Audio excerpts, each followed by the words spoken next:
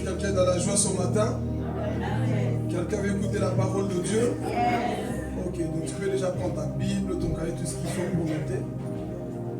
Parce que nous allons encore parler. Amen. Dieu fera du bien à quelqu'un ce matin. Est-ce que tu as pris ta Bible? Ok, installez-vous tout doucement. Tu peux déjà noter le thème.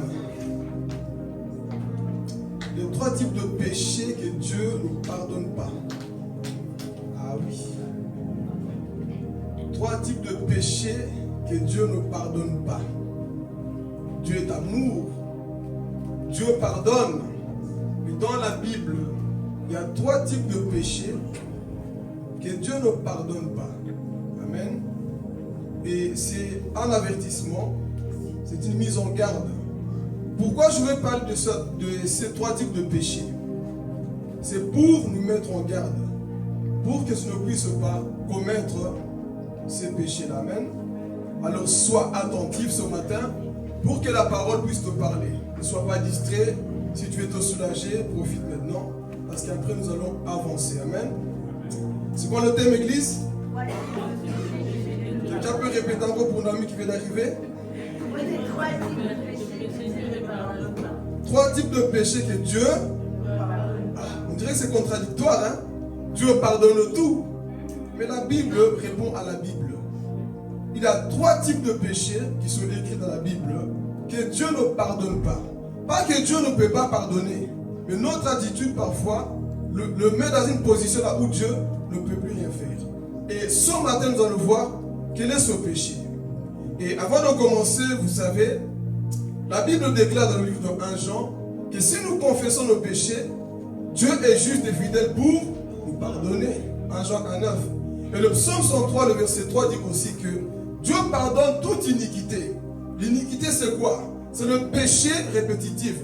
Le péché que tu commets constamment. Ce péché-là, si tu demandes pardon, Dieu peut te pardonner.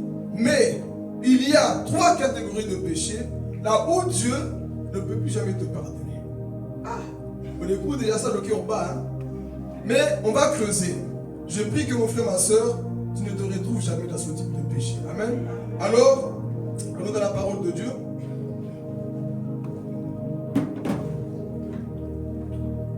alléluia.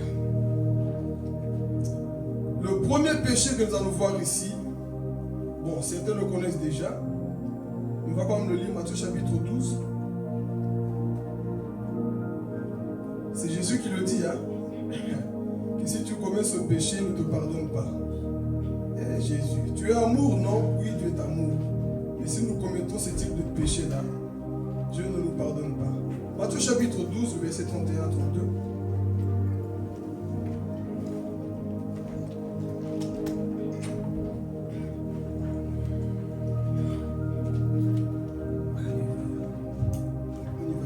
Je lis la parole au nom de Jésus. C'est pourquoi je vous dis, tout péché et tout blasphème sera pardonné aux hommes, mais le blasphème contre l'Esprit ne sera point pardonné. Quiconque parlera contre le Fils de l'homme, il lui sera pardonné. Mais quiconque parlera contre le Saint-Esprit, il ne lui sera pardonné ni dans ce siècle, ni dans le siècle à venir. Amen. Le premier péché noté, c'est le blasphème du Saint-Esprit. Et nous allons voir c'est quoi le blasphème du Saint-Esprit.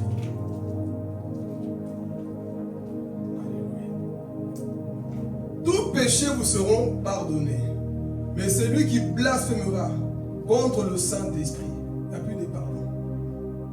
Et nous allons creuser maintenant c'est quoi le blasphème contre l'Esprit de Dieu.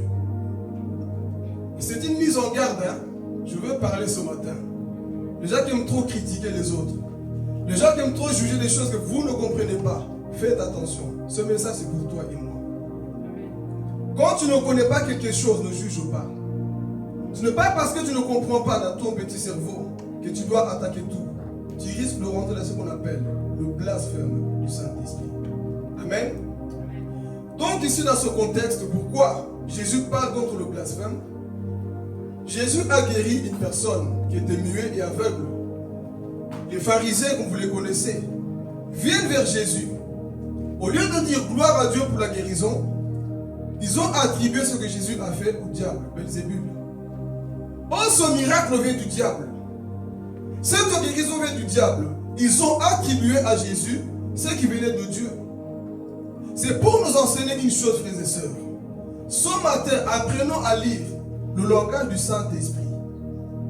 Jésus guérit quelqu'un, un enfant, qui était muet, aveugle. Les pharisiens, ils ont vu de loin.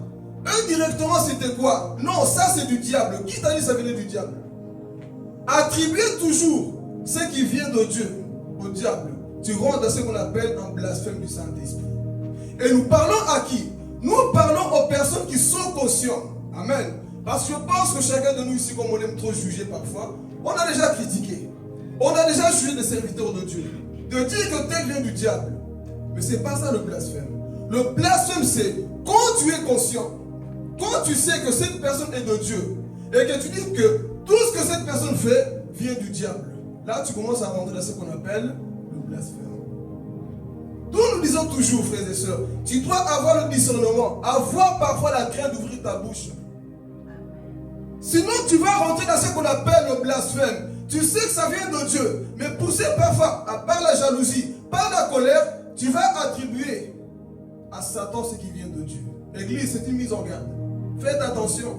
Si tu ne comprends pas, assieds-toi, va étudier la Bible. Si tu ne comprends pas, prie à Dieu, que Dieu te révèle réellement l'action que tu ne comprends pas. Oh, parce que les choses de Dieu, personne ne pourra les comprendre totalement sur la terre. Le jour que tu vas comprendre Dieu, Dieu n'est plus Dieu. Dieu fait ce qu'il veut, frères et sœurs. Oh, Dieu, il opère comme il veut et avec qui il veut. Donc ce n'est pas à nous de commencer à juger et de dire que non, ça vient du diable. Qui t'a dit? Tout ce qu'on voit en quoi c'est le diable. Qui vous a dit, frères et sœurs, qu'il n'y a que le diable qui fait des miracles? Qui vous a dit qu'il y a que le diable qui fait des prodiges? Dieu aussi fait. Dis à ton voisin, Dieu aussi fait. Le problème dans nos églises, c'est quoi? C'est que c'est le diable. Qui t'a dit, mon frère, ma soeur? Est-ce que Dieu est resté au ciel? Il habite en nous. Par son esprit, Dieu opère encore des signes aujourd'hui. Mais le problème que nous avons aujourd'hui, c'est quoi? C'est de pouvoir attribuer tout au diable. Tu ne comprends pas directement, c'est Satan. Qui t'a dit que c'est Satan? Ici, Jésus fait un miracle. Quelqu'un qui ne parlait pas, quelqu'un qui était muet. Et ils disent quoi? Ça vient de Belzébul, le diable. Et c'est ça le problème aujourd'hui dans nos églises. Nous ne comprenons pas, nous attribuons tout à Satan. Mais regardez dans cette introduction, qu'est-ce que la Bible dit? 1 Thessaloniciens, d'abord 1 Jean, c'est une mise en garde pour quelqu'un. 1 Jean chapitre 4, le verset 1. Qu'est-ce que la Bible dit? Bien-aimés, n'ajoutez pas la foi à tout esprit, mais éprouvez les esprits, pour savoir s'ils sont de Dieu, car plusieurs faux prophètes sont venus dans le monde. Amen. Amen. Il nous dit quoi? N'ajoutez pas foi à tout, mais faites quoi? Éprouvez, discerner. La Bible dit, prenez le temps parfois de discerner, n'ouvrez pas vite la bouche. L'ignorance te poussera dans le blasphème, mon frère, ma soeur. Tu ne comprends pas, éprouve les esprits. Oh. Éprouve ce que tu ne comprends pas par la lumière de la parole de Dieu. Et je vais aller plus loin. Pas seulement ça, mais dans la révélation du Saint-Esprit. Ce que tu ne comprends pas, va prier, que Dieu te révèle dans ta chambre. Ce que tu ne comprends pas. Éprouvez les esprits. Mais nous, le problème aujourd'hui, c'est quoi? C'est du diable. Oh, cette prophétie, c'est du diable. Mon ami, tout ne vient pas du diable. Oh, c'est ce d'être une église sceptique. Le problème, c'est quoi? Si... Ah, je vais parler ce matin. Je ne sais pas quoi je vais dans mon noyau. Le problème aujourd'hui, c'est quoi? L'église commence à rentrer dans ce qu'on appelle une église sceptique. Vous rejetez tout. Frère, la Bible te dit quoi? Il ne faut pas tout rejeter. Mais il faut quoi? Parce que dès que vous voyez un prophète, vous allez croire quoi? C'est un faux. Mon ami, tout n'est pas faux. Il y a des choses qui viennent de Dieu à ce temps de la fin. Mais si toi tu as cet esprit de croire que tout est faux, tu vas rentrer un jour dans ce qu'on appelle le blasphème du Saint-Esprit. Les personnes que Dieu a établies, toi tu ne crois plus. Pourquoi? Parce que tu deviens sceptique. Tu deviens cette personne toujours reculée. Mon ami, avant de dire attention, attention, tu auras l'attention. concerne, si c'est de Dieu.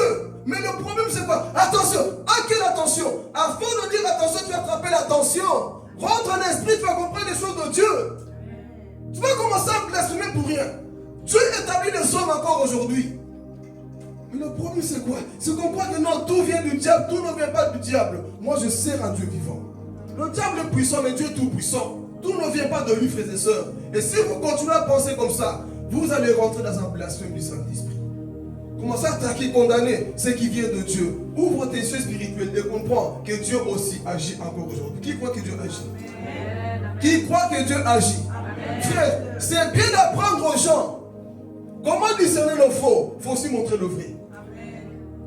C'est vrai, on doit montrer qui sont les faux, mais on doit aussi apprendre parfois à montrer les vrais billets. Dire à quelqu'un ça, c'est un faux billet, c'est bien, mais montre-lui sur le vrai billet. Est-ce que vous savez qu'on apprend aux gens comment discerner le faux billet? Par le toucher parfois. Et spirituellement, je vais parler. Spirituellement, je vais te parler du faux, je vais te montrer aussi du vrai. Tu rentres dans la Bible. Dieu envoie Moïse où? En Égypte. Il y avait des faux, n'est-ce pas? Dis à ton voisin, la vie avec Dieu, c'est question de puissance contre puissance. C'est puissance contre puissance. Moïse va en Égypte. Philippe va à Liège. Va où tu veux. Mais la vie avec Dieu, c'est puissance contre puissance. Dans ce monde des socolions, des sorciers, mon ami, ça là c'est bien. Mais quand c'est rempli de l'onction, c'est plus encore. Moïse dit, mais tu veux m'envoyer en Égypte. Qu'est-ce que je vais manifester? Moïse, c'est moi qui t'appelle. Mets ta main sur ton sein. Moïse met sa main. Il y a eu la lèpre qui est apparue. Prends ton bâton, jette-le par terre. Le bâton se transforme en quoi? Dieu le préparait déjà. Et lorsqu'il est parti en Égypte, il n'y avait pas de faux. Je vais dire à quelqu'un, lorsque les véritables serviteurs apparaissent, ils avalent les serpents de Pharaon. On n'a pas compris. Moïse va en Égypte. Pharaon aussi faisait ses miracles, sa magie. Jésus. Lorsque la puissance de Dieu, frères et sœurs, Satan ne peut pas résister. Mais nous, on pense que par la bouche, il faut aussi la démonstration des esprits, frères et sœurs. Moïse arrive en Égypte. Pharaon fait des magies. Il fait tout. Moïse dit, je sais ce que Dieu m'a dit en cachette. Je sais ce que Dieu m'a révélé. Le bâton là fera des prodiges. Jette le bâton. Quel serpent a avalé qui? Le serpent d'Aaron et de Moïse. On avalé qui? Nous, aujourd'hui, on a peur. Mon ami, démontre le faux, démontre aussi le vrai. Quand quelqu'un te parle toujours que tu es le faux, dis-lui, où est ton vrai miracle pour que je croie aussi?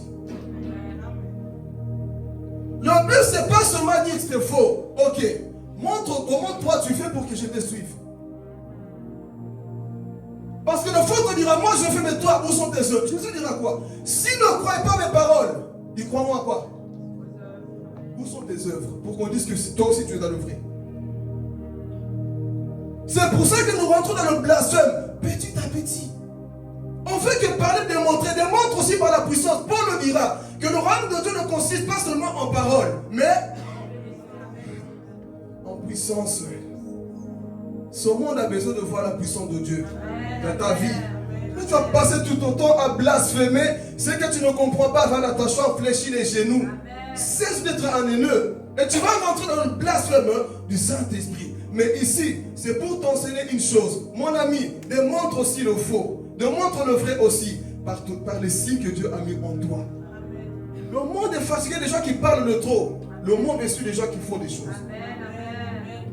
Le monde veut des personnes qui agissent aussi. Oh frère, je vais parler. Il n'y a pas que le ciel.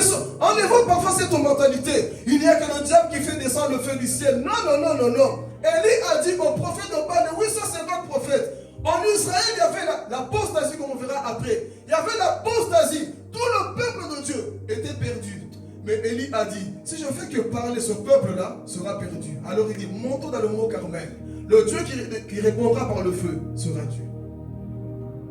Ils sont pas essayés. Les prophètes de Baal, ils ont essayé de prier. Le feu n'est pas descendu. Mais quand un véritable serviteur de Dieu apparaît quelque part, il y a des choses qui se passent. Lorsqu'il est apparu, il a dit, montons, nous allons prier. Les 850 prophètes, ils ont prié. Il n'y a eu rien du tout.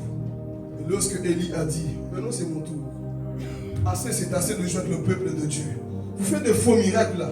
Vous faites des fausses choses, de la magie. Moi, je sers le Dieu véritable. Élie va prier. Dieu d'Abraham et d'Isaac et de Jacob. Il a dit, réponds par le feu. Pour que ce peuple-là croie que tu es Dieu. Frères et sœurs, je veux dire une vérité. Ce monde croira aussi lorsque le feu de Dieu va se manifester dans ta vie. Il y a un peuple qui te suivra parce que le feu de Dieu se manifeste dans ta vie. Qu'est-ce que tu dégages comme onction? Qu'est-ce que tu dégages comme puissance, mon frère, ma soeur? Il y a des personnes qui te suivront parce qu'ils verront que le feu de Dieu est sur ta vie. Élie vient dire, le Dieu qui répondra par le feu, et c'est celui-là qu'on va servir. N'ayez pas peur de défier les sorciers. N'ayez pas peur de défier les prophètes de Baal. Au lieu de rentrer dans cette peur, non, ça vient du diable. Mon ami, il n'y a pas que le diable. Dieu aussi peut le faire. Mieux encore, il peut démontrer sa toute puissance. Le problème, on est trop sceptique. Non, ce miracle-là vient du diable. Mon ami, où est le tien pour qu'on dise que c'est Dieu? Où est le tien pour qu'on dise qu'au travers de toi aussi on a vu le vrai? Comment les gens diront-ils que Dieu existe au travers de toi? C'est toujours blabla, blabla, blabla. Mon ami, démontre. Regarde ton voisin, démontrons. Démontrons, frères et sœurs. Trop de blabla, trop de parler. Mon ami, c'est plus trop de trop parler. C'est le temps de démontrer la puissance de Dieu. Trop de... Non, ça m'énerve parfois. Et c'est ça qui nous rend parfois sceptiques et tièdes. Mais Dieu te dit ce matin, frères et sœurs, apprends à discerner les choses de Dieu. Sois rappelé de cette mentalité de rentrer dans ce qu'on appelle la tiédeur. Dieu te dit ce matin que Dieu aussi peut faire des grandes choses au travers de toi. C'est d'être cette personne. Non, moi je ne peux pas. Mon ami, tu peux. Ne rentre pas dans ce qu'on appelle le blasphème. Amen. On va lire un autre verset comme ça on avance. Est-ce que vous comprenez c'est quoi le blasphème? Et quand tu es conscient que tu attribues volontairement les choses au diable, alors que tu sais que ton Dieu aussi est capable. On lit aussi 1 Thessaloniciens 5, le verset 20 à 21. Qu'est-ce que la Bible nous enseigne ici?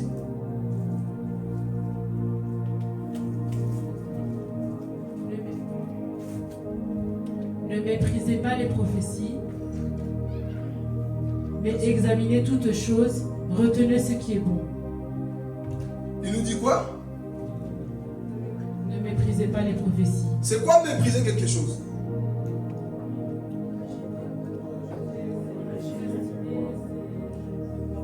Diminuer, s'estimer, pas donner trop de valeur,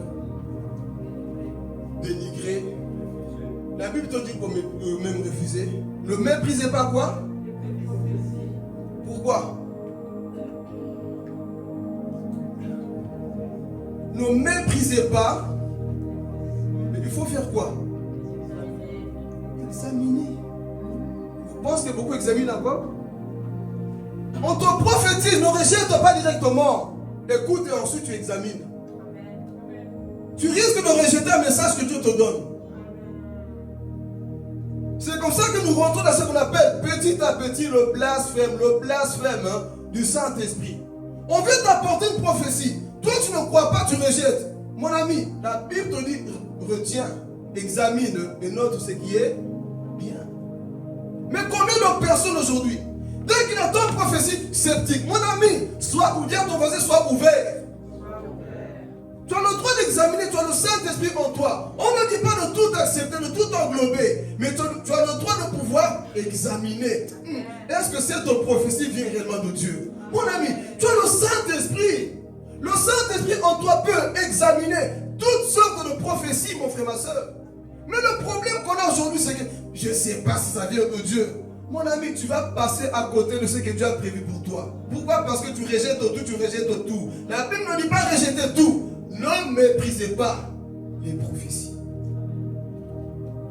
Mais examinez toutes choses. Sinon, frères et sœurs, tu passeras à côté de ce que Dieu a prévu. Plusieurs personnes sont en retard.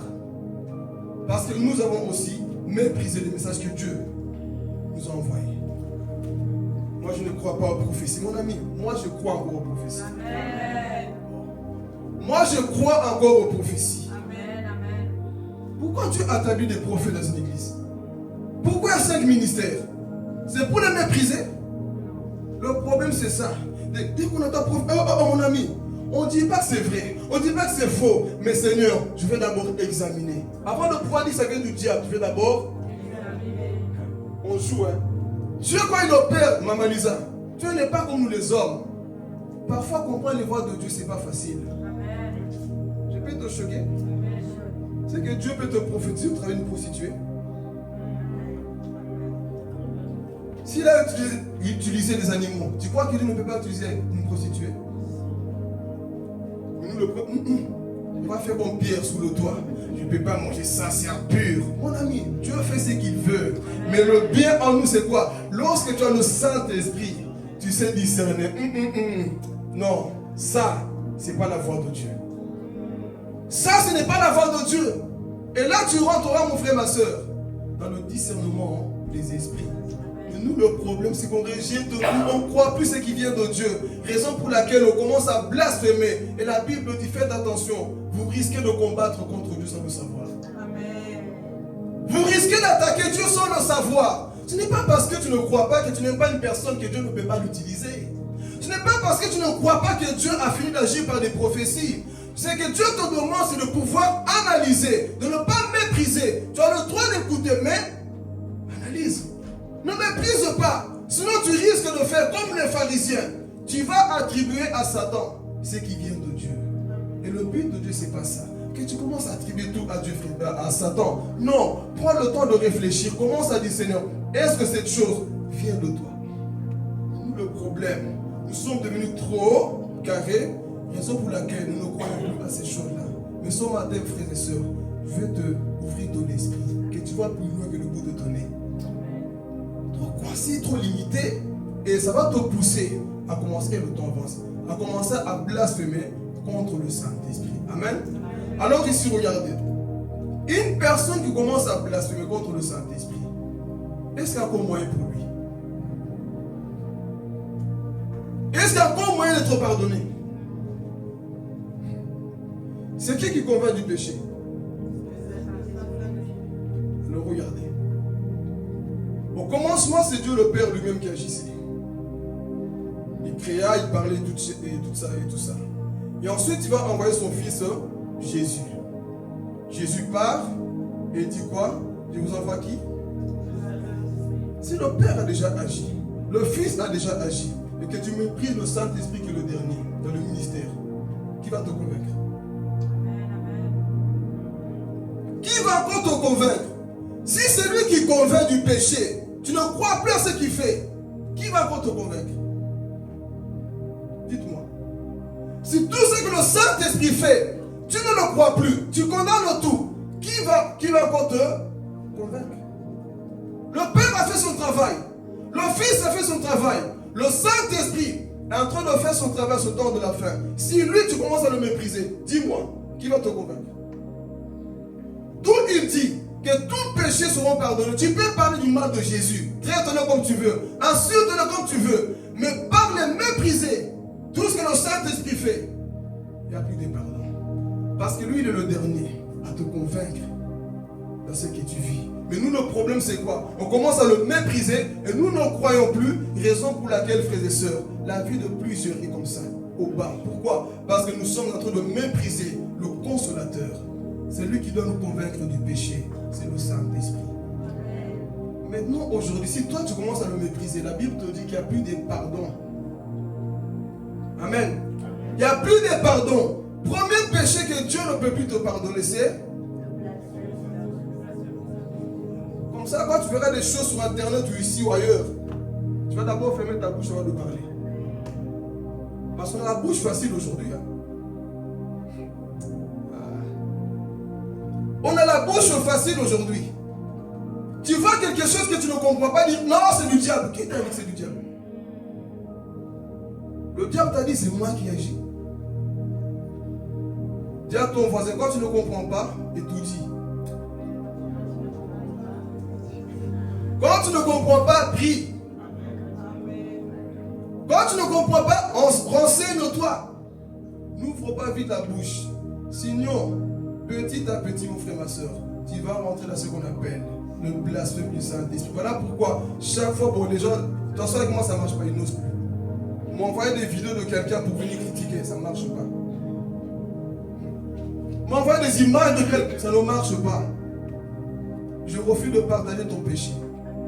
Donc dis à ton voisin, fais attention, avant d'ouvrir la bouche, sois sage. N'attaque pas tout vite, parce que tout ne vient pas du diable. Il y a des choses aussi qui viennent de Dieu. Les disciples, les pharisiens n'ont pas compris ce que Jésus faisait. Ils sont rentrés dans ce qu'on appelle le blasphème du Saint-Esprit. Pourquoi? Ils pensaient tout connaître, mon ami. Ce n'est pas parce que dans ta petite tête tu connais 2-3 versets que pour toi tu connais tout. La Bible dit que nous connaissons en partie. Donc si tu connais en partie, ne te lève pas pour dire que moi je connais, que ce que l'autre fait, c'est pas vrai. Tu vas d'abord interroger le Saint-Esprit. Et le Saint-Esprit ne se contredit jamais. Le Saint-Esprit va te confirmer, non, non, non, ce qui se passe là vient de moi. Parce que si tu rentres dans ce péché-là, même si tu prêches, même si tu évangélises, si tu as déjà blasphémé contre le Saint-Esprit, mon ami, il n'y a plus de pardon pour toi. Donc voilà pourquoi moi je sais que Dieu là, il y a des péchés qui ne pardonnent pas. Donc j'ai cette crainte, j'ai ce respect de pouvoir ouvrir ma bouche quand je vois quelque chose. Si je le sais volontairement, je sais, ça c'est du diable, je vais parler. Mais si je ne suis pas sûr, je ne vais pas parler.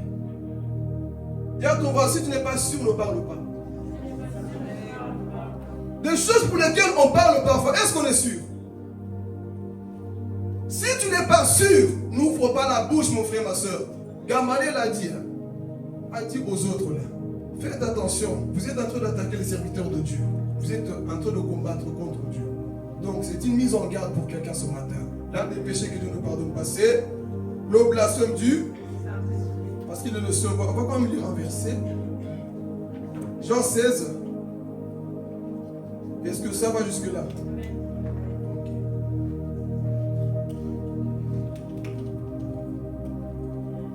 Jean 16, 7 à 8.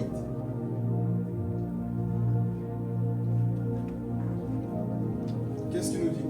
Cependant, je vous dis la vérité. Il vous est avantageux que je m'en aille, car si je ne m'en vais pas, le Consolateur ne viendra pas vers vous.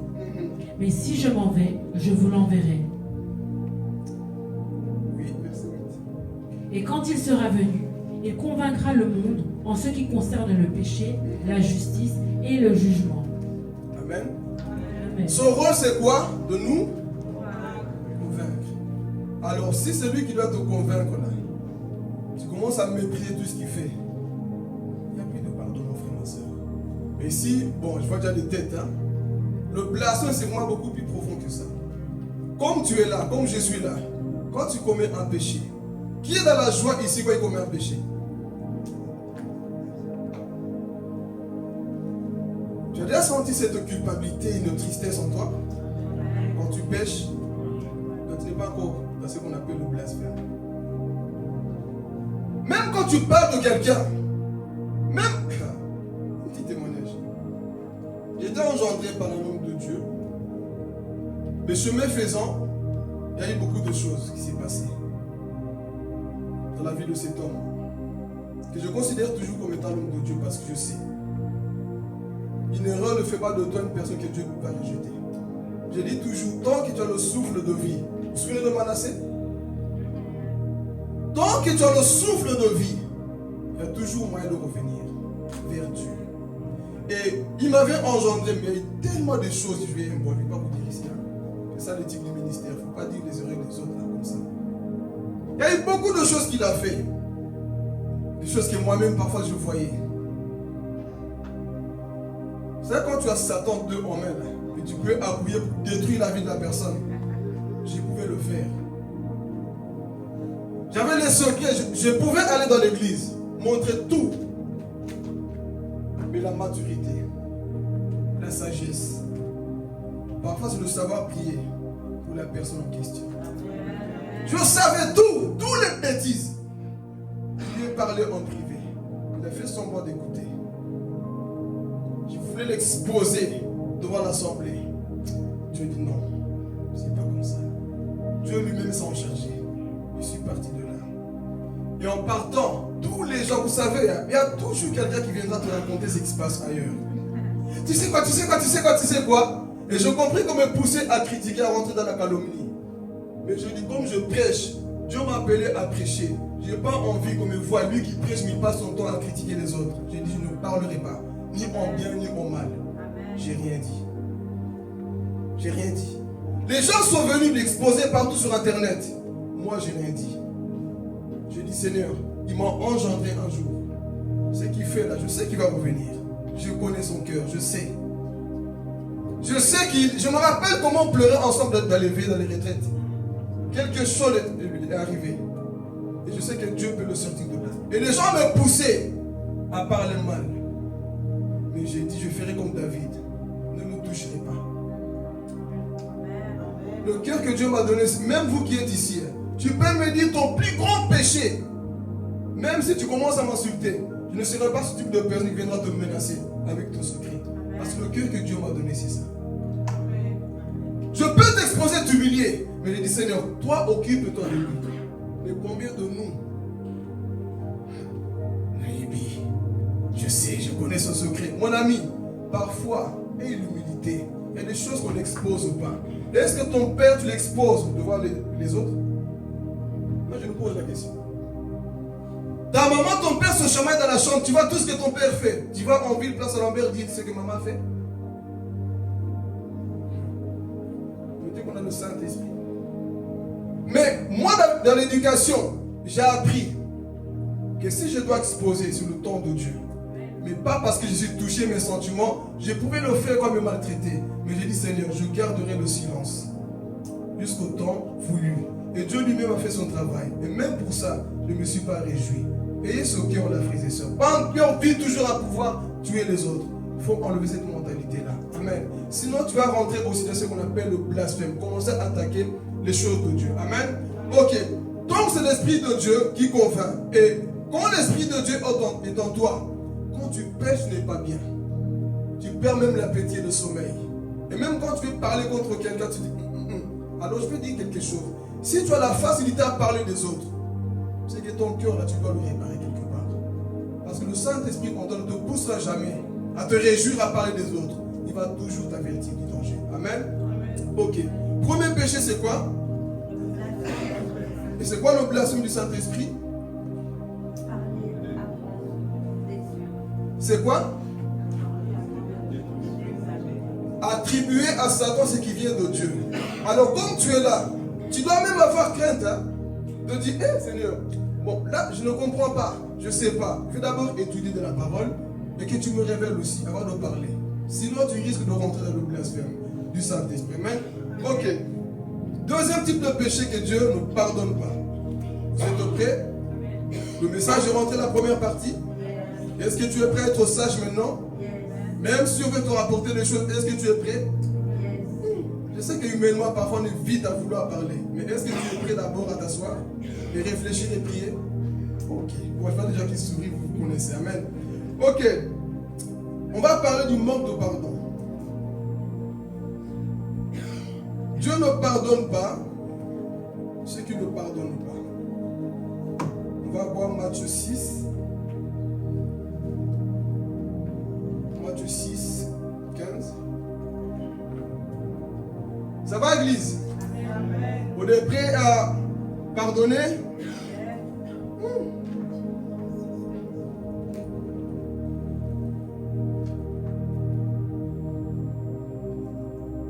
Matthieu 6, 15. Mais si vous ne pardonnez pas aux hommes, votre Père ne vous pardonnera pas non plus vos offenses.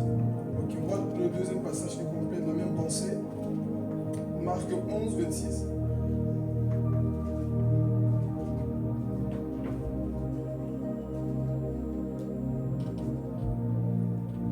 Marc 11, 26. Mais si vous ne pardonnez pas, votre Père qui est dans les cieux ne vous pardonnera pas non plus vos offenses. Et si vous ne pardonnez pas, votre Père fera quoi? Dieu pardonne tout, non? Mais ici, il te dit, si tu ne pardonnes pas, je ne te... Mais Dieu pardonne moi, non? Oui, il y a une condition, que toi aussi tu pardonnes les autres. Vous voyez? Quand on dit qu'il y a trois choses que Dieu ne pardonne pas, tu mens, Dieu pardonne tout. Voici. pardonne pas des personnes qui ne veulent pas. Et avant d'avancer, frère, qui croit que l'enfer existe? Vous croyez vraiment que l'enfer existe? Mais vous partagez un rêve que j'ai eu sur l'enfer. Ça fait longtemps que je l'ai eu. Dans ce rêve, frères et sœurs, je me suis vu, c'était comme un stade de foot, mais plus encore. Il y avait le feu partout. Et les gens étaient en souffrance. Et c'est comme si Dieu m'a mené à voyager, à visiter beaucoup de lieux. Et j'arrive dans un endroit, il y avait des filles bien formées, là, pour moi, sur les clips, mais qui brûlaient. Attachées les pieds, la tête en bas. Et ces personnes souffraient. Brûlées dans la souffrance. Et Dieu continue à me faire voyager. Et directement, j'entends une voix, la voix du Saint-Esprit qui me dit: beaucoup de personnes sont ici pour des petites choses. Elle va continuer à me faire voyager. Et ensuite, il me dit: tu sais quoi? Le manque de pardon envahit beaucoup de personnes ici.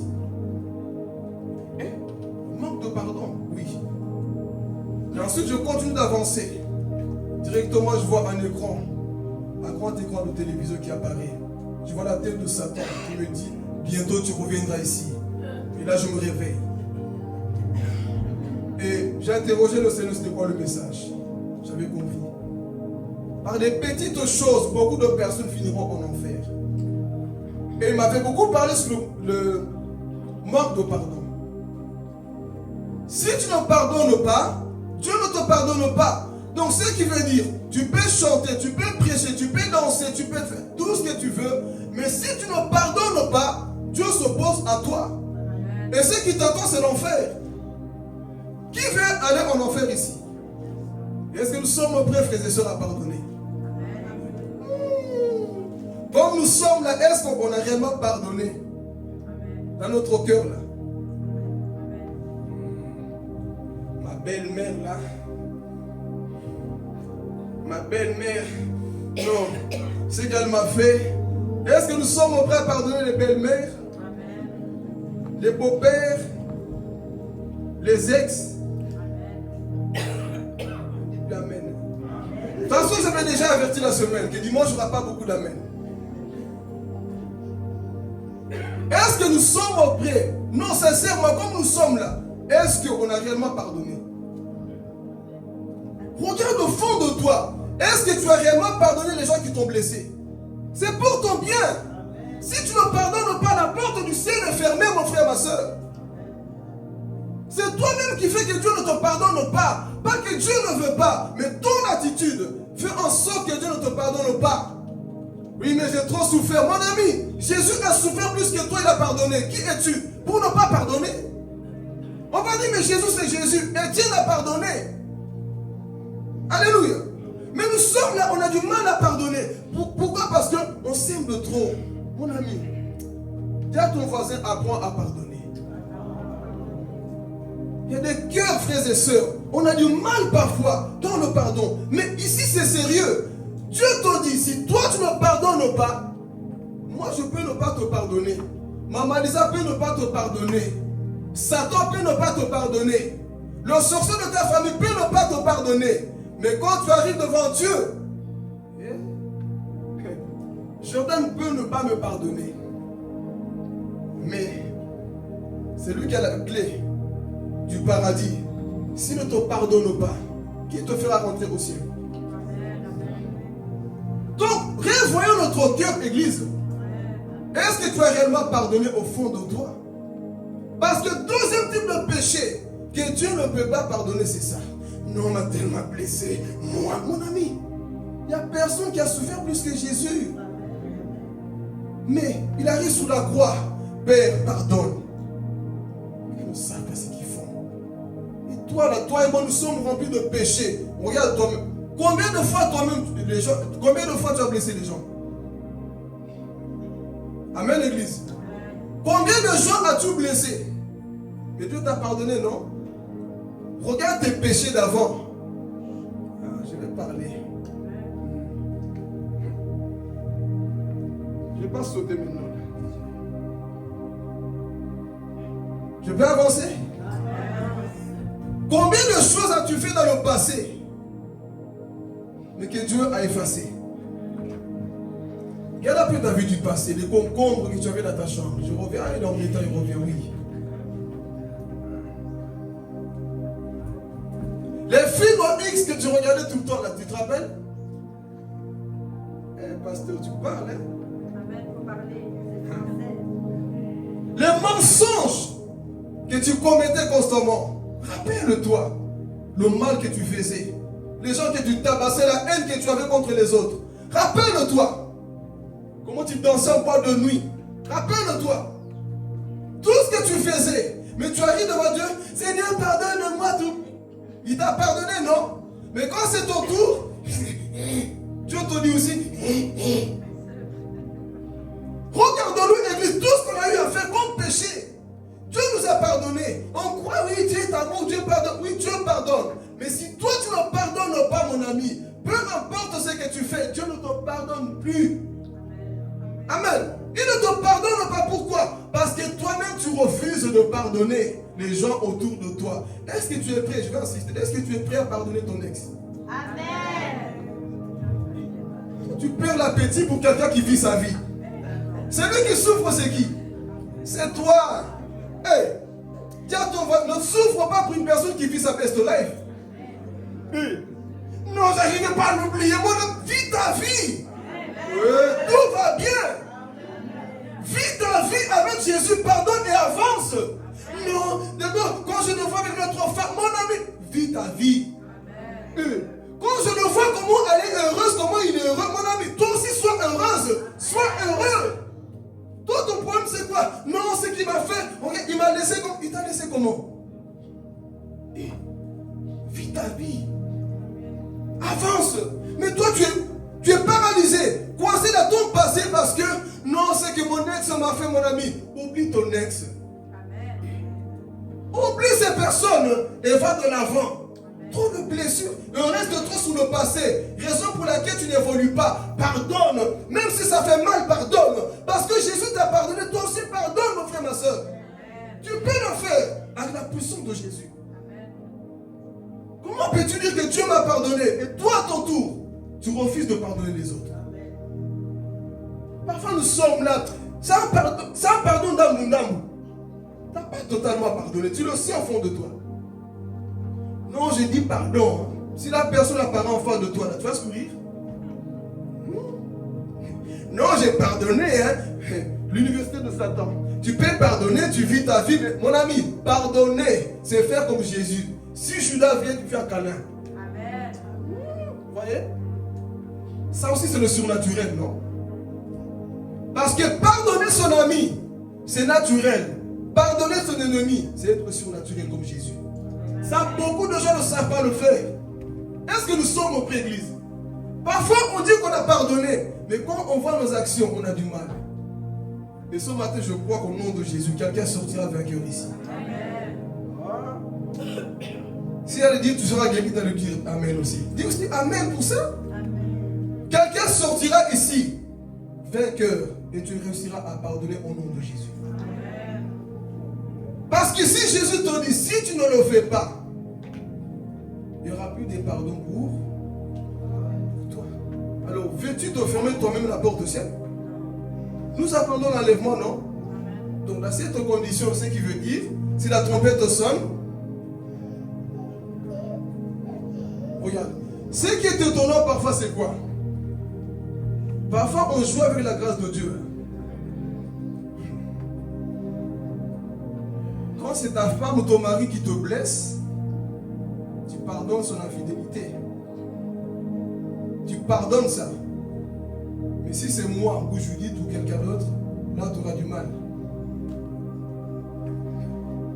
Il y a des femmes, on connaît, on fait beaucoup de travail.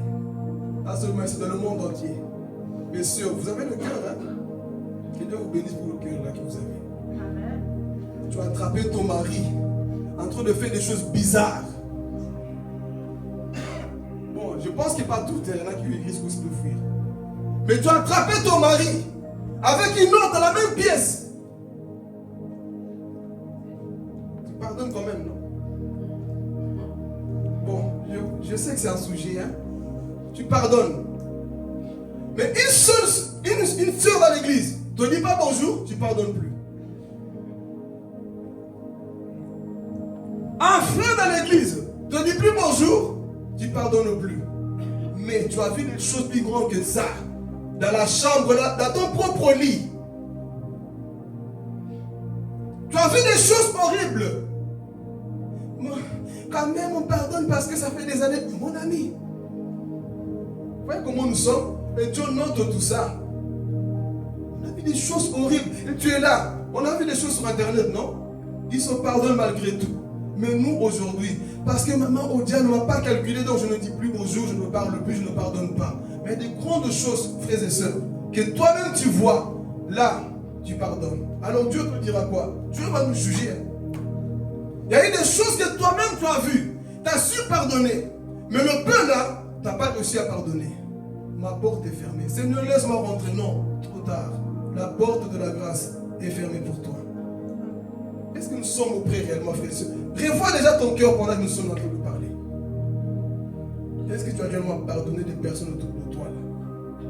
Si tu rentres dans ton cœur, est-ce que tu peux sourire et dire j'ai réellement pardonné? Parce que le non-pardon, frères et sœurs, peut te rendre malade, te donne beaucoup de choses. Beaucoup de personnes ont attrapé des cancers, des maladies à cause de ça. Pourquoi? Parce que tu souffres dedans de toi. Il m'énerve, on se dit, j'arrive pas. C'est toi qui souffres. Libère ton cœur. Parle, ouvre-toi, pardonne. Même avec des larmes, tu dis, Seigneur, je décide, je prends le chemin du pardon. Je pardonne, Seigneur. Même si ça me fait mal, je pardonne, Seigneur. Parce que tu m'appelles à pardonner. Oui, j'ai mal, Jésus, mais je veux quand même pardonner. C'est ça que Dieu veut, Église. Prends la décision, c'est pour ton bien. Parce que la Bible dit, si tu ne le fais pas, Dieu ne te pardonne pas. Tu as attrapé des maladies, on va prier pour toi, rien ne se passe. Pourquoi? Parce que dans ton cœur, il y a des choses que tu n'as pas encore fait. Il y a des personnes que tu n'as pas encore pardonnées. Même si ça fait mal, frères et sœurs, tu peux tout pardonner sur la terre. Oh Dieu, merci. On a pardonné parfois des choses qu'on dit, moi pardonner ça, oui. Tout est possible avec Dieu. Vous voyez l'équilibre? Je peux te parler des guérisons, des miracles et tout ça, c'est bien. Mais même dans le pardon, tu vas aussi me retrouver. Mon père était là, frères et sœurs. Mon plus grand Goliath, j'ai réussi à le pardonner. Qu'est-ce que toi, tu ne peux pas pardonner? Je ne vais pas vous dire des choses que mon père me faisait, mais j'ai su quand même le pardonner. Mais nous, pour les petites choses, mon ami, je ne louperai pas le ciel à cause d'une seule personne, jamais de la vie. Moi, rater le ciel parce que la tête de Cindy m'énerve. Je ne pardonne pas. Jamais. Dis à ton voisin jamais. Jamais, jamais ne sais jamais. Je veux pardonner parce que j'ai envie d'aller au ciel avec Jésus. Donc, je ne laisserai pas quelqu'un m'empêcher d'aller au ciel. Non, parce que je souffre. Mon ami, passe au-delà. Parce que la Bible te dit que si tu ne pardonnes pas, il n'y a plus de pardon pour toi. Donc, deuxième type de péché que Dieu ne pardonne pas, c'est des chrétiens rancuniers là, qui ne veulent pas pardonner. Ils font semblant. Mon ami, Dieu te connaît. Dieu connaît notre cœur. Il connaît la profondeur de ton cœur. Tu peux faire semblant sourire. Dieu sait que tu n'as pas encore pardonné au fond de toi. Je vais aller plus loin. Il y a même des gens qui témoignent. Oui, moi je suis plus rancunier, j'ai pardonné. Vois seulement son attitude. Tu sais, on n'a pas encore pardonné. Sa façon de parler de l'autre là. Il y a encore des séquelles. Vous connaissez ce type de personne? Oh, j'ai pardonné, j'ai pardonné. Amène seulement le nom de la personne. Pourquoi tu changes? Oh, mais tu as témoigné que tu as pardonné, non? Dès que tu dis le nom de la personne, le comportement change. Tu changes de pièce. C'est pour ton bien ce matin, mon frère, ma soeur. Si tu veux aller au ciel, il faut passer par là. Parce que Dieu ne pardonne pas les personnes qui ne veulent pas pardonner. Amen. On va terminer ici avec le troisième point que Dieu ne pardonne pas. Jonathan, tu peux prendre le dictionnaire comme ça. Tout le monde sait c'est quoi l'apostasie. Ça, je dis, toi, tu mets le verset. Pas me croire, Jonathan, comme ça, nous donne la définition de ce que Dieu ne pardonne pas. En ce temps de la fin.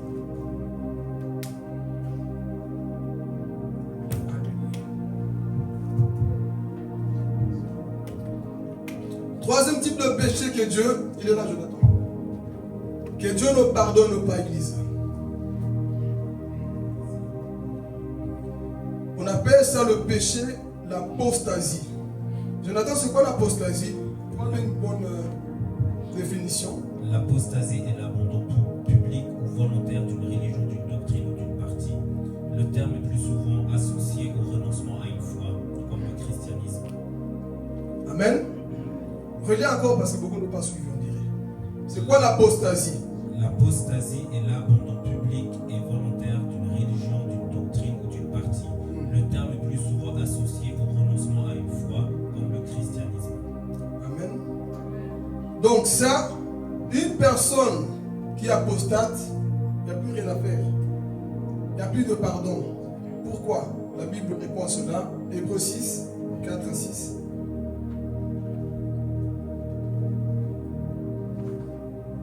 Hébreux chapitre 4, chapitre 6, le verset 4 à 6. Alléluia.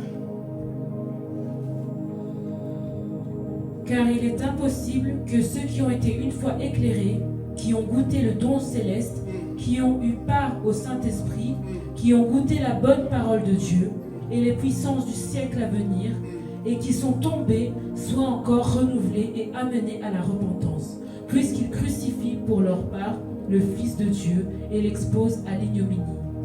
Car il est à quoi? Ça veut dire quoi impossible? Il est encore possible? Acabo, c'est fini. Comme je disais, c'est une mise en garde. Remets encore le verset 4. Car il est impossible que ceux qui ont été une fois éclairés, qui ont goûté le don céleste, qui ont eu part au Saint-Esprit. Qui ont eu part au quoi? Au Saint-Esprit. Notez, ici on parle de personnes qui viennent à l'église, qui ont accepté Jésus comme étant le Seigneur et qui sont conscients. On ne parle pas des bébés qui viennent d'arriver. Hein. Ceux qui ont fait un an dans l'église, l'auraient compris, se retourner dans le monde. On parle des personnes qui ont parlé en langue. Des personnes qui ont des visions, qui ont mangé la parole, qui étaient soi-même à l'église pendant 20 ans. Mais à bonjour, je dis, moi la vie chrétienne, j'abandonne. Je vis ma vie. Parce que dans ce contexte, on ne sait pas l'auteur de l'hébreu, va dire que dans cette époque, les Juifs retournaient dans le judaïsme, dans le paganisme. Ils retournaient dans leur religion d'avant et ils abandonnaient la foi volontairement pour dire Jésus, on ne veut plus de toi. Nous, on part dans le monde. Et pour ce type de personnes, l'église, il n'y a plus de pardon. Attention, ne rentre pas dans ce péché, mon frère, ma soeur. Dieu t'a éclairé, Dieu t'a parlé, mon frère, ma soeur.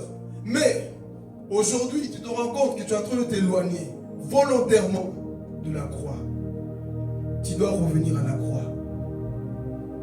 Il est impossible, frères et sœurs, d'être encore pardonné si tu tombes dans ce type de péché. Dieu ne te pardonne plus. Pourquoi? Parce que de toi-même, tu as signé. Tu as dit non, Seigneur, moi je ne veux plus de toi. Moi je préfère vivre ma propre vie dans le monde. Et ce type de personne qui tombe, oh frère, d'abord les prêcher. Et je vais aller plus loin. Ce type de personnes parfois sont même à l'église et nous écoutent prêcher. Ça rentre et ça sort par là. C'est des personnes qui sont dans l'apostasie. C'est impossible, ils sont déjà tombés. Il n'y a plus de solution, il n'y a plus moyen. Est-ce que tu n'es pas ce type de personne? Tu as l'église, la parole ne te fait plus d'effet. Plus rien ne te va. Tu connais tous les thèmes, tu connais tout de l'église, plus rien, tu connais les chants, tu viens ici, dis bon, il va encore chanter Alléluia, il va chanter ça, je connais, tu sais tout. Mais où est le changement? Il y a des personnes comme ça, tu connais tout, mais où est le changement, mon frère, ma soeur? Tu es peut-être ce type de personne qui vient à l'église. Je vais parler, frères et sœurs. L'église entière comme nous sommes là, tous ne seront pas enlevés. Je vais prendre aussi le doigt moi-même. Tous ne seront pas enlevés. Si la trompette sonne ici, je ne sais pas combien de personnes vont partir. Parce que tous, là, frères et sœurs, on a aussi rejeté Jésus quelque part. On a rejeté Jésus quelque part. Il est impossible pour ce genre de personnes d'être encore renouvelés. d'être encore pardonné. Et en ce temps de la fin, l'un des péchés qui va beaucoup régner, on appelle ça l'apostasie. Regardez ce que Paul dit. Amen. Dites Thessaloniciens 2, 3. Parce que l'Antichrist va arriver. Mais avant son apparition, qu'est-ce qui va se passer? Et je pense que vous le voyez déjà. 2 Thessaloniciens. Que personne ne vous séduise On d'aucune... monte un peu plus haut. On y va. Tu peux dire un peu moins. Alléluia. Gloire à Dieu. Pour ce qui concerne l'avènement de notre Seigneur Jésus-Christ et notre réunion avec lui, nous vous prions, frères, de ne pas vous laisser facilement ébranler dans votre bon sens et de ne pas vous laisser troubler, soit par quelques inspirations, soit par quelques paroles, ou par quelques lettres qu'on dirait venir de nous, comme si le jour du Seigneur était déjà là. Qu'est-ce qui va se passer avant ce jour-là? La suite.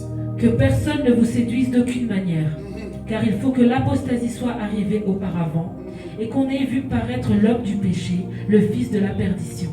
Amen. Donc, il faut que l'apostasie arrive avant. Et ouvrons les yeux. Est-ce que l'apostasie ne le voit pas tous les jours?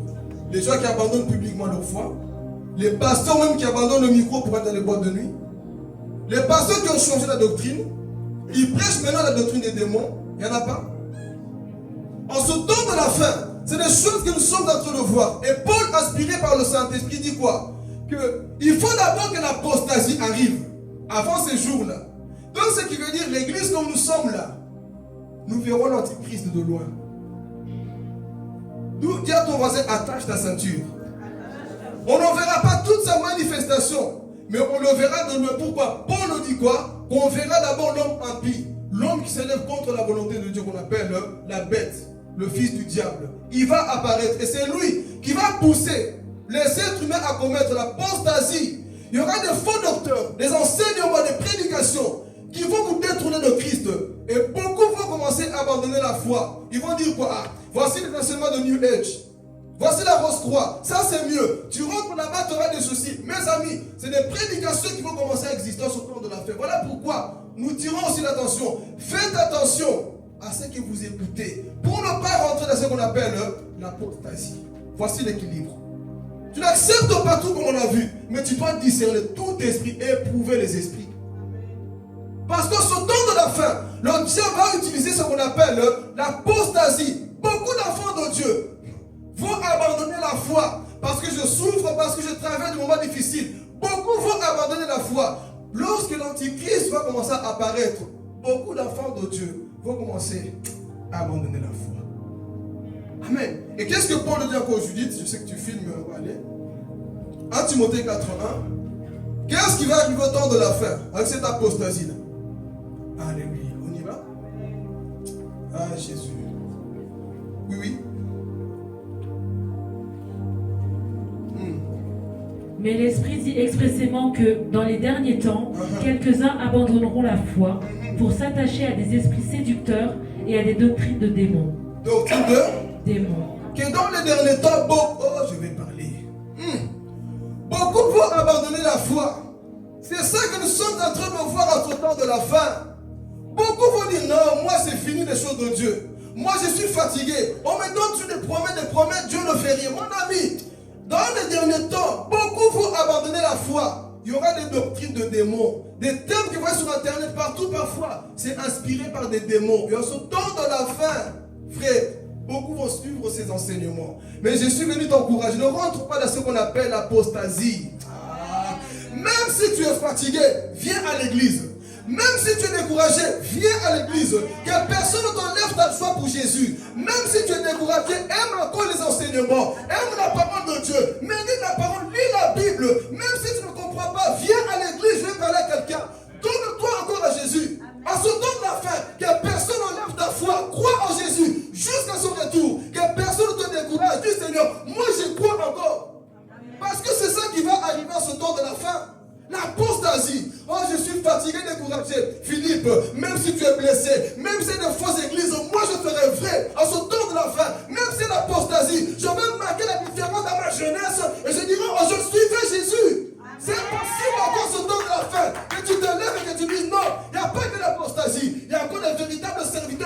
Liège. Il y a encore des personnes qui croient. Mais le problème, c'est quoi? Beaucoup rentrent de l'apostasie. Non, des doctrines de démons, non. Il n'y a pas que des doctrines de démons. Il y a encore 7000 hommes qui n'ont pas fléchi les genoux devant Baal, qui croient encore que Dieu est fidèle. Alléluia. Même si beaucoup sont en train de se décourager, retournez au carré. Toi, tu diras, non, je retourne dans le royaume des cieux. Viens à l'église, bats-toi encore. Parce que le problème, c'est quoi? Beaucoup sont en train de fuir la maison de Dieu. Beaucoup sont en train de fuir la prière. Mais dis à ton voisin, ne fuis pas la prière. Ne fuis pas la prière. Même si c'est compliqué, c'est douloureux, il y a des combats, aime encore la sanctification, aime encore la parole de Dieu, donne-toi encore. Il est vrai que beaucoup vont douter, beaucoup vont abandonner, mais toi tu n'abandonneras pas au nom de Jésus-Christ. Même si ton corps ne servent pas la religion, dis Seigneur, moi je n'abandonnerai pas, parce que personne ne pourra me séparer de ton amour, personne ne pourra me séparer de ton amour, même si c'est douloureux Jésus, je veux continuer à ramper. Dis à ton voisin, je veux continuer à ramper. Parce que dans de la fin, c'est des choses qui sont prêtes d'arriver. Beaucoup sont découragés. Oh, quel est le niveau de ta foi? Non, je ne crois plus, je suis fatigué. Non, je crois encore. Philippe, je crois encore. Je crois encore. Malgré les tribulations de la vie, je crois encore. Tout va bien. Même s'il y a des maladies autour de moi, tout va bien, Seigneur. Je crois encore. Parce que les gens déclarent, nous ne sommes pas de ceux qui se retirent pour se perdre, mais nous sommes de ceux qui croient pour sauver leur âme. Donc en ce temps de la vie, je dis à quelqu'un, crois encore. Dis à ton voisin, crois encore. Crois encore. Même si les ténèbres sont en train de régner dans son monde, toi tu dis, papa, moi je crois encore. Je crois encore jusqu'à ton retour. Que Jésus me trouve même dans la trottinette, qu'il me trouve même dans la cabane. Je ne vais pas perdre ma foi à cause des richesses de son monde. Je ne perdrai pas ma foi. Je me crois jusqu'à la fin. Seigneur, je croirai. Je ne vais pas abandonner ma foi. Est-ce que je parle à quelqu'un ce matin? Je ne perdrai pas ma foi. Paul dira, je gardais la foi jusqu'à la fin. C'est douloureux, c'est vrai, Dieu le sait que ça fait mal. Mais je dirais, papa, j'ai réussi à pardonner, j'ai réussi à ne pas blasphémer, j'ai gardé la foi. Le monde m'a invité, le monde m'a appelé. Mais c'est toi que j'aime plus que tout, Seigneur. C'est toi que j'aime plus que tout. Que personne n'enlève Jésus de ton cœur. Même si tu pleures, mon frère, pleure dans la présence de Jésus. Pleure dans la présence de Jésus. Dis, Seigneur, moi j'ai encore besoin de toi. Moi je n'aime que Jésus. Oh, je n'ai que Jésus, mes frères et sœurs. Je n'ai que Jésus. Donc, en ce temps de la fin, l'apostasie, dehors. Regarde ton voisin, apostasie, dehors. Ils vous diront quoi? Naomi, tu es trop jeune. Naomi, moi, dis même dans ma jeunesse, je la consacre à Jésus. Amen. Oh, mais tu perds ton temps à l'église? Non. La Bible déclare, rachetez le temps, parce que les jours sont mauvais. En ce temps de la fin, je veux racheter le temps, frères et sœurs. Rachète le temps, même si je rachète le temps. Mais Philippe, tu as perdu la tête. Je n'ai pas perdu la tête. Je sais où j'y vais. Amen. Tu perds ton temps à l'église. Tu es fatigué, non, mon ami. La fatigue, c'est ici. Alléluia. Je préfère me fatiguer ici que de me fatiguer au dehors. Le problème, c'est soit, tu as trop travaillé, non? Toi, dans ta journée, tu vas quoi à l'église le mercredi, vendredi, dimanche? Mon ami, la vie, c'est Jésus. Amen. Parce que no Jesus, no life. Amen. Pas de Jésus, pas de vie. Amen. Mais le problème avec nous, c'est quoi? On vous a découragé en ce temps de la fin. Non, montre tes fesses sur Internet, c'est ça être à la mode. Être à la mode, c'est 1 Pierre 1,15. Soyez saints à toute votre conduite. C'est ça la mode du ciel. C'est ça la mode du ciel. La mode du ciel, c'est ça. Être saint. Temps de la fin, ils vont te dire abandonne ta foi, Cindy. Je n'abandonnerai jamais ma foi. Oh, mais tu vois pas tout ce que tu traverses dans la vie, tout ce que tu passes, mon ami. C'est que je sais, mon Jésus est vivant. Ah, Jésus, sans l'onction. C'est que je sais, mon Jésus est vivant. Donc, au temps de l'apostasie, il faut des personnes qui diront non, non, non, non, non. Nous ne sommes pas comme ces personnes qui abandonnent la foi. Nous sommes cette génération qui va dire au monde, c'est possible d'être saint, c'est possible d'être fidèle à l'église, c'est possible d'être fidèle à une seule femme à ce temps de la fin. Le monde va nous enseigner que non, le monde est en train d'évoluer. Tu peux avoir 2 femmes, 3 femmes, non. Au temps de la fin, pas d'apostasie. Au temps de la fin, c'est possible d'avoir une seule femme et être fidèle, d'aller jusqu'au ciel. C'est possible de se consacrer à Dieu. Dis à ton voisin que c'est possible. C'est encore possible. Mais c'est ça qui est en train d'arriver. Beaucoup vont écouter des prédications des démons qui vont vous décarter de Dieu. Mais je suis venu dire à quelqu'un, Garde ta foi. Dis à ton voisin, garde ta foi. Ne garde pas ton compte en banque, ton argent. Tout ça, ça va rester. Mais ta foi, frères et sœurs, elle est éternelle. Que personne n'enlève ta foi. Moi, la chose que je garde le plus, c'est ma foi. Ce n'est pas l'argent des millions. Non. La chose la plus importante pour ma vie, c'est ma relation avec Jésus. C'est ma foi avec Jésus. Ça, personne ne pourra me le ôter. Je dis bien sur la terre, personne ne pourra ôter mon Jésus dans mon cœur. Ah, il m'a aimé le premier. Oh, comment ôter Jésus dans son cœur là? Jamais. L'homme que j'ai vu en blanc qui m'est apparu, il m'a dit, Philippe, approche-toi. Je ne pourrai jamais abandonner Jésus pour suivre la gloire de son monde. Jamais. Jésus, je t'aime, je te suivrai jusqu'à la fin du monde. Qu'est-ce que je suivrai encore dans ce monde? Qui te donnera la paix et la joie? Si ce n'est Jésus. Amen. Le Jésus qui m'est apparu, c'est celui que je vais suivre tous les jours. Il y a des jours parfois, après, on est des chrétiens, c'est vrai, des jours parfois c'est... Ah! Et ça compliqué, hein, Maman Lisa, et Maman Chantal, et ça compliqué parfois qu'on dit non. Mais ce jour, rappelle-toi, pas d'apostasie. Même si je dois arriver au ciel à genoux, j'arriverai. J'arriverai au ciel. Même si je dois arriver au ciel en train de saigner, en train de ramper. Papa, me voici. On rentre fidèle serviteur. C'est ça que nous voulons. Pas d'apostasie, frères et sœurs. La vie avec Dieu, c'est ça. Les vainqueurs iront jusqu'à la fin. Mais le problème, c'est qu'on nous décourage, on nous... Mais frère, tu dois persévérer jusqu'à la fin. Surtout à ce temps de la fin. Là où beaucoup de choses vont surgir.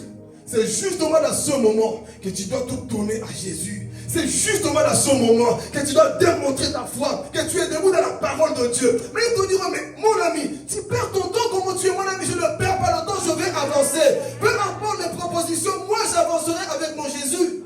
C'est ça que nous voulons. On te dit, mais tu es démodé toi. Tu ne couches pas, tu ne fumes pas, tu ne bois pas, tu ne voles pas. Hein? Dis, c'est ça la vie. Dis à ton voisin, c'est ça la vie. C'est ça la vie. Mais tu n'es pas fatigué, tu as mal au dos, tu n'as pas l'église. Repose-toi, mon ami. Le repos, c'est au ciel. Parce que tant que je suis sur la terre, je vais travailler pour le royaume des cieux. Tant que je suis sur la terre, je vais travailler pour mon Jésus. Comme je dis toujours, c'est justement dans cette jeunesse que tu as encore l'énergie. Peut-être quand je reste en 100 ans, si Jésus ne reviendra pas, je ne vais pas prier comme, je ne vais pas prêcher comme je prêche là. Je serai assis, en train de prêcher. Mais tant que j'ai encore l'énergie, que l'onction m'agite, tant que l'onction m'agite encore, frère, je vais prêcher l'évangile. Tant que l'onction m'agite encore, je vais agiter les cœurs. Alléluia. Je vais parler au cœur. Donc, n'attends pas d'être trop vieux pour dire, mais non, mon ami, c'est là ton temps là, tu dois profiter. C'est pour ça que le diable aussi cherche des jeunes pour les affecter. Toi, tu es là, mon ami, tu es coincé. Mon ami, en ce temps de la fin, refuse l'apostasie. Même si tous abandonnent, toi, dis-moi, je n'abandonnerai jamais ma foi. Même si tous reculent dans le monde, toi, refuse, frère. Je veux parler. C'est possible d'être fidèle à Dieu au travail. Même si tous se couchent, trichent, si des pactes bizarres, toi, il est possible de dire non. Moi, j'appartiens à un homme qui habite en haut, au ciel. Moi, j'appartiens à Jésus. C'est possible. À ton voisin, c'est possible. C'est possible encore en ce temps de la fin de marquer la différence. Là où beaucoup sont en train d'abandonner la foi, comme c'était le cas des Juifs, retourner dans le judaïsme. Oh non, mais je n'ai rien trouvé en Christ. Moi, j'ai trouvé la vie éternelle en Jésus. Oh, ceux qui n'ont rien trouvé retournent. Mais moi, écoutez, j'ai pas trouvé de femme en Jésus. J'ai pas trouvé de voiture en Jésus. J'ai pas trouvé de l'argent en Jésus. Mais j'ai trouvé Jésus. Et ça me suffit. Please. J'ai trouvé Jésus et ça me suffit. J'étais comme tout le monde, chercher la gloire, chercher tout dans le monde. Mais le jour, frère, voilà pourquoi je suis fou de Jésus. Maman Lisa, on a ça fou pour Jésus. Dépressif dans le monde, voleur impudique. Vous ne pouvez pas dormir sans pornographie. Vous ne pouvez pas dormir sans rêve bizarre. Mais à bonjour, l'homme de Galilée dans une vision me regarde. Philippe, approche-toi. Et ce jour-là, je dis, papa, c'est toi qui me fallait. Parfois, tu dois dire, Seigneur, c'est toi qui m'es manqué. Qui a déjà vécu ça? Attendez. Qui a déjà vécu ça? Tu commences à prier, À un moment donné, tu dis, Seigneur, mais pourquoi je ne te connaissais pas avant? Seuls les amoureux comprennent ça. Tu dis, mais pourquoi je ne te connaissais pas avant? Et tu commences à pleurer pour tout le mal que tu as fait dans le passé. Tu dis, Seigneur, heureusement, je t'ai connu aujourd'hui. Et vous pensez que moi, je vais rentrer dans l'apostasie à cause de quoi, mon ami? À cause de quoi tu as abandonné ta foi? Paul le dira, qui pourra nous séparer de l'amour de Christ? Qui, frères et sœurs, dans ce monde? Personne. Et je m'attacherai à Jésus. Je me donnerai à Jésus. Est-ce qu'on peut mettre Jésus à la première place et dire, Seigneur, moi, je refuse l'apostasie. Une abandon de foi, on va terminer par là.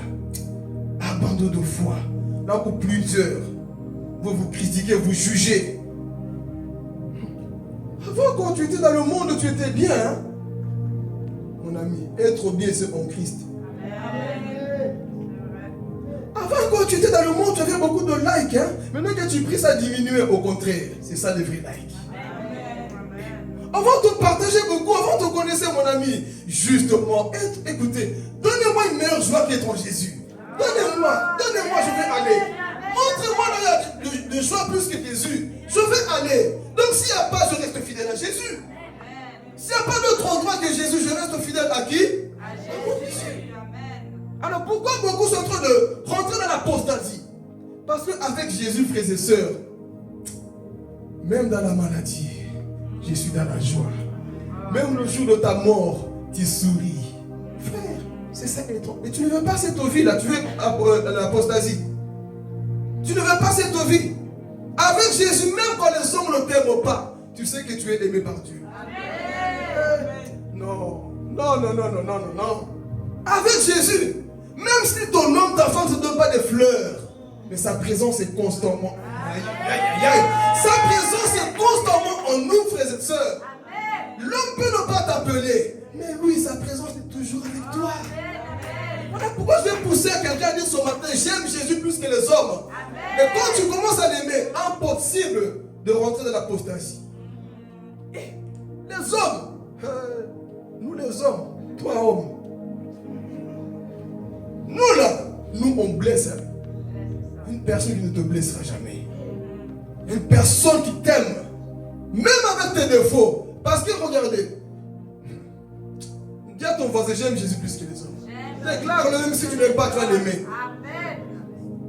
Nous les hommes, je peux voir par exemple la première fois Carla, j'aime Carla. Mais le jour que je découvre les défauts de Carla, l'amour humain va diminuer un peu. Il y aura des choses qui vont commencer à... Mais Jésus, depuis ta naissance, c'est qui tu es, mais n'a jamais changé d'amour envers toi. Il n'a jamais changé envers toi. Mais nous les hommes, si j'apprends quels sont les défauts de quelqu'un ici, là, non, dans le cœur quand même, il y aura... quand même. Mais je sais ce qu'il te dit quand même. Est-ce que Jésus te dit quand même? Alors voilà pourquoi aime Jésus plus que les hommes. Aime Jésus plus que ton mari, ta femme, tes enfants. On n'en dit pas même. Hein? Aime Jésus plus que ces choses-là. Voilà pourquoi dans ce temps de la fête, pour terminer ici, frères et sœurs, tu dois l'aimer. Pour que tu ne rentres pas dans ce troisième type de péché, l'apostasie. Et une personne amoureuse de Jésus, tu le vois, frères et sœurs. Tu le vois autour de lui. Et c'est ça que nous voulons. Nous ne voulons pas rentrer dans l'apostasie. Amen. On va lire un passage ici pour terminer encore. Hébreux 10, qu'est-ce qu'il nous dit? Alléluia. Est-ce que nous sommes prêts à avancer avec Jésus? Amen. Alléluia. Hébreux 10, 38.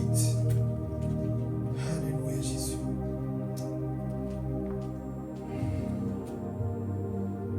Qu'est-ce qu'il nous dit? Et mon juste vivra par la foi, mais s'il se retire, mon âme ne prend pas plaisir en lui. Nous ne sommes pas de ceux qui se retirent pour se perdre, mais de ceux qui ont la foi pour sauver leur âme. Amen. Dis à ton voisin, nous ne sommes pas de ceux qui se retirent. Déclare-le, mon frère, parce qu'en ce temps de la fin, l'apostasie va régner. Mais toi, si ton pasteur ne déclare pas, toi déclare pour toi-même, parce que toi tu connais ta relation avec Jésus. Nous ne sommes pas de ceux qui se retirent. Maintenant tu le dis pour toi-même. Je ne suis pas de celui qui se retire. Je ne suis pas de celui qui se retire pour perdre son âme. Je ne perdrai pas mon âme, mais pour sauver son âme. Déclare cette parole au nom de Jésus. Même s'il y a un vent, il y a ce vent d'incrédulité qui est en train de régner en ce temps de la fin. Mais toi, tu dois dire, Seigneur, moi, je ne suis pas de celui qui se retire. Je peux me retirer des hommes de l'église, mais dans ton cœur à toi, Seigneur, je ne suis pas de celui qui se retire. Moi, je t'aime, Seigneur, je ne suis pas de celui qui se retire. Amen. Je sais ma relation. Et à ce temps de la fin, beaucoup vont rentrer dans l'apostasie. Un avertissement aussi. En ce temps de la fin, c'est ça qui va arriver. Plusieurs vont tomber dans ce péché d'apostasie. Toi qui croyais, tu ne crois pas. Justement, plus on arrive au temps de la fin, mon ami, plus tu dois croire. Plus on arrive au temps de la fin, plus ta foi doit augmenter. Mais malheureusement, plusieurs sont déjà à côté. Ils ne croient plus, découragés. Comment ça, mon ami? L'un des péchés que Dieu ne pardonne pas, c'est ça qu'on appelle l'apostasie. Ici, frères et sœurs, combien de fois as-tu entendu la parole de Dieu, mais en toi, il n'y a toujours pas ce changement, cette conviction du péché? Si c'est le Saint-Esprit qui convainc, pourquoi tu n'es toujours pas convaincu? Pourquoi tu es toujours dans les mêmes choses, mon ami? Est-ce que tu n'es pas en train de sombrer, de rentrer dans ce qu'on appelle le blasphème? Tu viens à l'église depuis 1950. Je dis que je ne parlais pas aux nouveaux qui viennent à 1 an, 2 ans. Mais toi, ça fait longtemps. Je vais aller plus loin. Tu es né même dans l'église.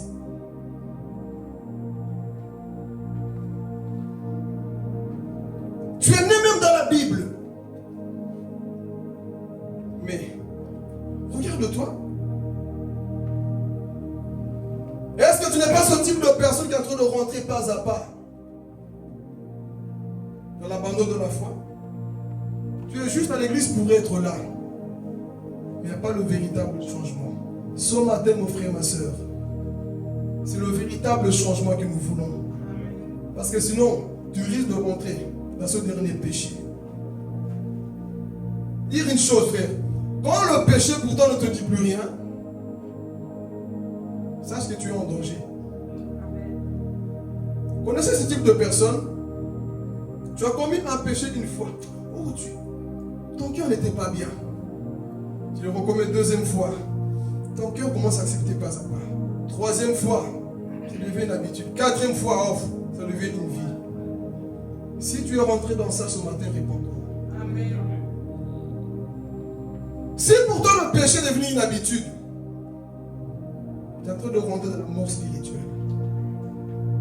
Parce que tu peux commettre un péché, ça peut arriver, mon ami. Mais quand tu fais de ce péché l'habitude, volontairement que tu commences à t'écarter de Dieu, tu es en train de rentrer dans ce qu'on appelle l'apostasie. Il y a des péchés dans ton cœur, tu le sais, mon frère, ma soeur.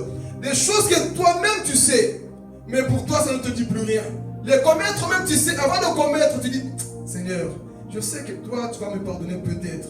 Et tu commences à rentrer dans ça. Ce matin, je suis venu à quelqu'un, réponds-toi de ce péché. Je ne vais pas être embêtant pour commencer à dire XX péché. Chacun de nous se connaît. Mais il y a des choses que tu es en train de répéter volontairement. Et tu es en train de te perdre volontairement. Si tu es conscient, si tu sais, et tu es en train de sombrer dans ce qu'on appelle l'apostasie, tu es en train d'abandonner ta foi pas à pas, il est temps de revenir vers Jésus. Il n'est pas encore trop tard. Ici, on a parlé de 3 types de péchés que Dieu ne peut pas pardonner. Une mise en garde.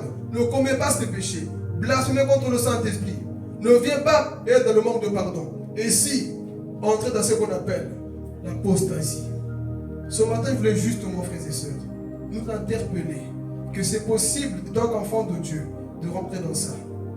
Parce que petit à petit, la tiédeur commence à rentrer en toi. Et quand cette tiédeur commence à t'infecter, tu ne te comprends plus et tu commences à commettre des choses que tu commettais avant. Comme c'était le cas des Juifs ici.